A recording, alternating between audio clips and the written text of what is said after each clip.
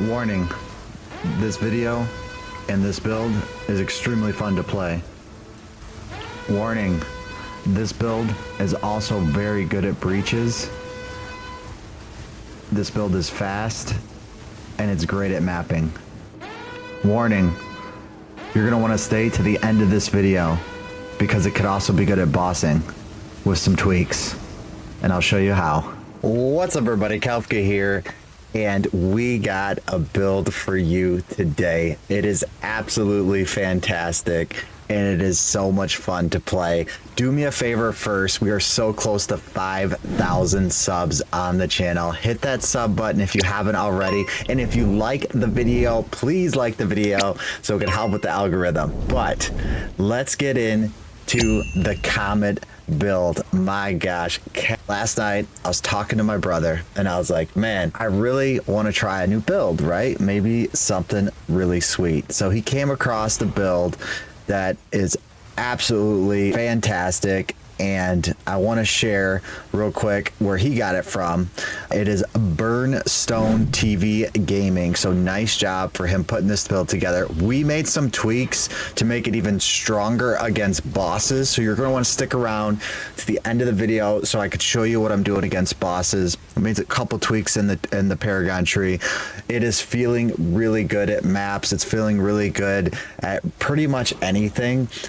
This is a hard, small, condensed map that we're in right here, and there's 12 breaches. So comment down below. I think I'm doing 6 at once at one point. So comment down below, how many breach splinters do you think we got in this crazy breach map? Let me know what you think and we'll tell at the end, but comment down below what you think. All right, so let's get into the gear of this build. All right, so there's a lot of different things going on in this build, and it is not too expensive. It is spirit intensive though, also mana regeneration intensive. So there's a couple things you might already have that you don't even know it's so valuable. So first, a scepter with a lot of spirit on it. So you need at least, I have 373, you could have 60 less than that. So the reason why I say 60 less, because you don't have to have blink to have this build. So you could have, realistically, you could have, or 313, I apologize. So 313 would make this build work. I am obviously going for as much spirit as possible, but the more spirit is the more damage that you're doing. So I had this just chilling. I used it on a couple other builds. It's not great. You always want regeneration, mana, and spirit on there. The helm is what's different. This is the Solace Grand Visage helm. This allows you to use 2 copies of the same support gem in different skills. So what that means is, I'll show you real quick. These are all the same. You see inspiration, spell echo, and this is not 100% needed, but you'll do more damage if you have it, and it's not that expensive to have. I got a mana regeneration corruption on it. You could search for a corrupted one and find one that has a good stat for you. Also, you need this unique. This is the Fire Flower Solar Amulet. I put Frazzled on there. You don't have to have Frazzled on there. I think it works pretty good. And you need to take fire damage when you ignite an enemy. So this is very important. This basically makes the build. And then this is where the damage comes in. You probably have one of these just chilling. It's a threaded light woven focus. So for every 10 spirit, you get 12 spell damage, which is crazy. That is a lot when you're just stacking spirit. So I could actually get a little bit more spirit in this build. I could get a little bit more on the chest. If you had 2 of the gold rings, where are they at? 2 of the Venter's Gambles with spirit on there, you could get crazy with this, and you'd have a bunch of rarity, because if you have ingenuity belt, you'd get even more. So like these, I would consider divining for this build, because that's how much fun I'm having with this build. We'll probably do it eventually, and maybe we'll make a video about divining our Venter's Gambles. All right, so yeah, let's talk about this breach, guys. Look at the breach is the whole map. It is non-stop breach action the whole time. So That is, it's wild. You do need chaos resist. So I'm actually only running 55 and I feel fine. So that's my resist right now. My mana regeneration is 918. So what that means is I gain 918 life per second because my mana is my life, and then I have 1500 health, which is actually really good. I also have damage recouped is mana, which it's on the paragraph, it's on the passive tree, so you'll see that too. You need spirit on the chest. You still need energy shield. The reason why you need energy shield because it converts into mana. So I have 4,200 mana in this build. I'm gonna obviously try to get more eventually, but that's what I'm currently at. Rings, you just need mana. You need mana and mana regeneration, and then you need your resist. Intelligence is very good too. You can see my stats. I'm kind of like right where you need to be in intelligence. When you put this helm on, what it does, equipment and skill gems have 25 increase attribute requirements. You can get this corrupted and it goes down, and that's helpful, but I have to put a lot of points into dex and strength in the skill tree. So you'll see why in a second. Ingenuity belt is really good for this build. My brother was playing this build and he did not have that on, so it does work, and he was doing everything without having the ingenuity belt on. Boots, same, just maxing out your resist. You want obviously movement speed, you want energy shield and gloves, you want mana. All this stuff that you see here will be in the guide as well. The flask helps a lot. It is not needed. I think this is one of the best items of the game for the sorceress, and it's probably really good for every other class that uses mana.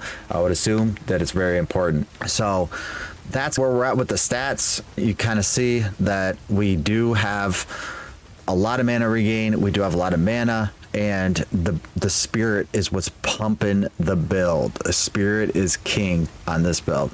Let's go into the gems. I'll let you guys take a look real quick before into the gems. Here's my 918 mana recovery per second. Here's my resist. My spirit's 373. There's my mana. You can see all the stats. You can see that I have intelligence 245, 96 dex, 72 strength. All right, so let's go into the gems. So I've been using Sigil of Power. You can see I got 2 persistence in it. It's kind of crazy. I don't leave 2 persistence in it all the time. I actually put it in Soul Offering when I'm actually fighting a boss. So you'll take this out, and I'll show the swap when we're fighting a boss too. So it looks a little bit different when we're going against boss versus regular mobs. But if you're doing a tier 15 or 16 map, you can leave everything the same. But when you're going against tier 4 Breachstone, or you're going against tier 5 Niche, your tier 4 Niche, or the King, or you're going to want to swap a couple things out. But regular map bosses, you don't have to swap anything out. They're easy. They're not hard at all, and I'll show you in this video. So Sigil of Power is on the second weapon slot, so it basically allows me to get more damage when I do my Sigil of Power, and I can stand still and attack bosses, so that's the only time I really use that. Raging Spirit is basically what are part of what's actually dying to cast on Minion Death. So what we're doing with Raging Spirit is I'm gonna hover over them, Infernal Legion, Feeding Frenzy, Minion Instability, and Fire Exposure. This, if you only want to put 3 sockets here, this might not work. I'm not 100% sure if this works yet. We do have Archmage. We don't have enough for Clarity. Spirit, we need another 7 Spirit if we want to get Archmage going with Clarity. But Archmage is like king in any build. We're really scared about it being nerfed. Fireball, I only graded these, so you could add a perfect one if you have the cash flow to do that. But for the 4 you definitely want Unleashed. You definitely want Arcane Tempo, Ricochet, Scattershot. And I have the same in here. I should probably put it the same so you guys will believe me that it is the same. There it goes. They're the same. No difference. Obviously, you want to do quality. If you don't have a lot of mana, and I didn't want to risk it, you could go to level 9 fireballs, because the fireball doesn't do the damage. It's going to be the comet that does the damage. So if you don't have 4 or 5k mana, I would just do level 9 fireballs just to not risk it. All right, you see me picking up all these What am I getting? What do you guys think? Did you comment down below? Did you comment how many splinters we're getting in this map? It was crazy. I actually had a couple more that you'll see too. I wasn't even done yet. I just was like, man, there's so much going on in this. It's crazy. All right, so we got that going. If I had a perfect jewel in here, I would try out a couple different things. I would try out mobility, so I'm a little bit faster, because if you cast fireball, you slow down. I would also try out wild shards. Wild shards basically makes your fireball go everywhere, so that might even cause more comments to come out, which is absolutely crazy to think of more comments. And then I would try conduction, because we are shocking a lot, so to even shock more is actually really cool, because we put frazzled as the anoint on our neck, and that is a lot of magnitude of shock, so we want to do that. Connectivity really only gets used when we're fighting bosses. So I did put Curse Ground, Heightened Curse, and Ritualistic Curse on there. That's really only for bosses. You're never going to use that when you're not fighting a boss. I do like Blink in the build. The Blink is making you a lot faster to get maps done quicker, to be more profitable, more time efficient. So I think Blink is key. Ingenuity is my favorite to put in there. You could put Second Wind in there, but I don't know. I just didn't feel good with Second Wind in there. So usually Second Wind's good if you're using it on your offhand. Now we're using Blink all the time. So we're not even rolling at all in this build. I do roll against tier 4 bosses though, because to dodge stuff, if you don't have Blink up, it's really, really hard. So I will show you that in a second too. All right, so we do have the rest of the things are cast on Minion Death, and it makes it pretty easy for you because they're basically the same. A couple things are a little bit different. Cast on Minion Death, Comet, Inspiration, Spell Echo. See, now I could do this again. I could put the increased energy 40%, increased energy 40%, and then magnitude effect. And then this one, the only difference is it has Spell Cascade. So you get magnitude effect and you get Spell Cascade. So either or, they're both great. And if I like Spell Cascade too, because it just creates a little bit more AoE, especially when you're doing breaches. The last one is going to be cast on Minion Death. You're going to have Fortress in there, but it's going to be Frostwall. Frostwall is going to create a lot of ricochet with the fireballs, so that's why you want that. You put Fortress, Spell Cascade, and Ingenuity on it. So I have less cooldown on it. And we have a ton of frost walls always popping up. It is very, very good. That's the gems. And so let me show you a couple things that I was talking about right here. So when I am fighting a boss, I do a couple things. So you basically could take out magnitude effect, and you could take out Spell Cascade, and now your damage goes up a ton. So you can see 77 versus 55. You can't see it. Sorry, you can't see it, but it's 77 versus 55. So 20k more damage when we put the concentrated effect in. So let's make it bigger so you can actually see it. There you go. So boom, 77 right there. If I put in magnitude effect, which is what you want for mapping, because you want the AoE, it's 56. So let's leave it back in there. So now we have concentrate effect. So we left out magnitude effect and we left out Spell Cascade. We'll make this even smaller so we can see everything. All right, now for the really hard bosses, like tier 4 bosses, what you're going to do is take out Blink, and you're going to want to put in Soul Offering. And what Soul Offering does is it gives you a huge damage boost. So we're going to take one of the persistence from Sigil of Power. So now we have everything on to do crazy damage during a boss.